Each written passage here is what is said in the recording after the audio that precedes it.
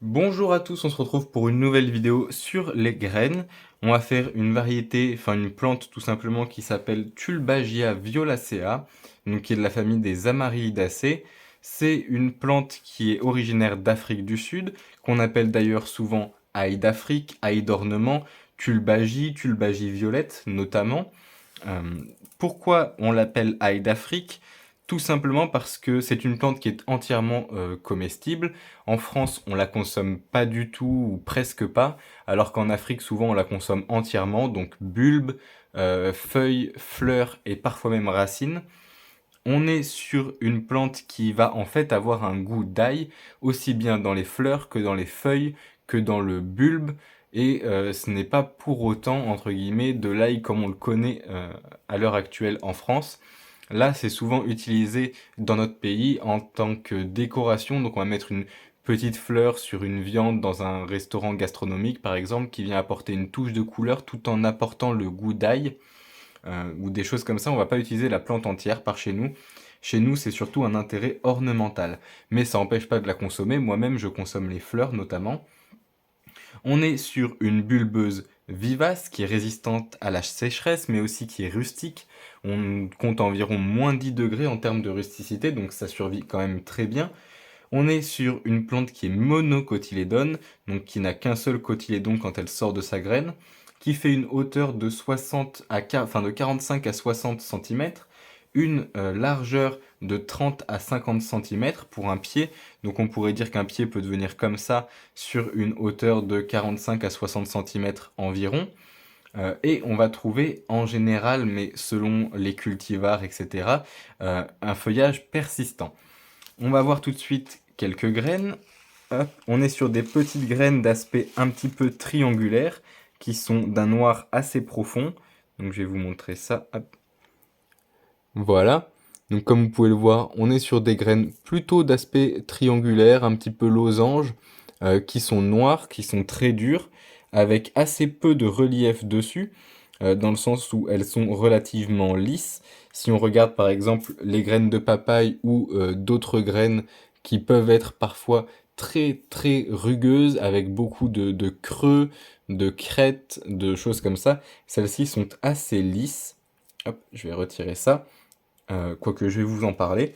On trouve ces graines dans des sortes de capsules qui elles-mêmes sont de forme pyramidale, donc plutôt triangulaire. Hop. Voici les capsules en question, alors je vais en séparer une branche. Voilà. Donc voici typiquement hop, une capsule parmi tant d'autres, celle-ci là.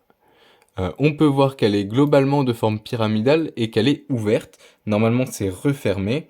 Et on va voir trois loges qui se dessinent. Donc là en l'occurrence, hop, je vais essayer de vous montrer ça de près. On voit très très bien les trois loges qui renferment à chaque fois une ou plusieurs graines triangulaires. Et comme vous le voyez, on a à chaque fois un côté plat, on a trois côtés plats au total. Le bout est aplati aussi tant que les graines ne sont pas sorties, que c'est pas sec entièrement, ce qui donne cet aspect pyramidal notamment dans ce sens-là, donc en sens inverse, puisque les graines sont comme ceci, les fleurs sont comme ceci dans la nature. Si on vient hop, regarder par ici, voilà, ici par exemple, alors oui, j'ai mis ma caméra dans un sens inhabituel, donc j'ai un peu de mal. Ici, par exemple, on peut voir que la graine est toujours piégée à l'intérieur, et je crois bien que j'en ai vu d'autres, voilà, ici aussi, au bout de mon doigt, là, on voit qu'il y a une graine noire aussi dedans. Si on vient, alors c'est pas dit qu'en tapant ça sorte, hein. Voilà, vous voyez, en tapant, il y en a une qui est sortie. Normalement, elles sont toutes déjà sorties, donc celles qui sont restantes sont potentiellement des graines qui ne sont pas arrivées à maturité. Hop. Je pense qu'il en restait que deux dans le lot, tout simplement. Donc tout ça, hop, on va l'enlever. Ça ira à la poubelle. Mais du coup, on peut voir que voilà, dans ces petites capsules, hop, on retrouve les fameuses graines triangulaires qu'on avait avant. Hop, pardon, j'étais pas en dessous de la caméra. Voici. Donc on a ces fameuses petites graines.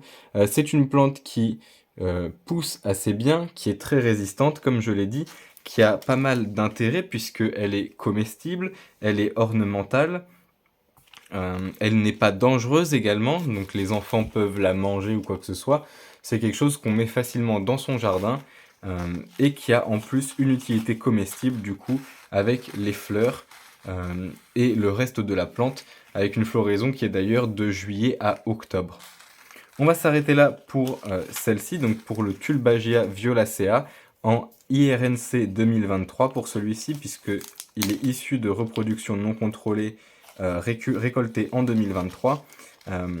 En l'occurrence, le IRNC a a une énorme importance dans ce cas-là particulièrement, puisqu'on verra la prochaine fois, ou du moins une prochaine fois, des graines de Tulbagia violacea silver lace, qui sont très très proches, seule la plante diffère un peu, elles étaient proches de celle-ci. Donc il est possible qu'il y ait eu fécondation de l'une à l'autre, et donc que les graines ne soient pas que des graines de Tulbagia violacea, ni que des graines de silver lace, et qu'il y ait eu des croisements. On va s'arrêter là-dessus, je vous dis merci à tous, et bonne journée!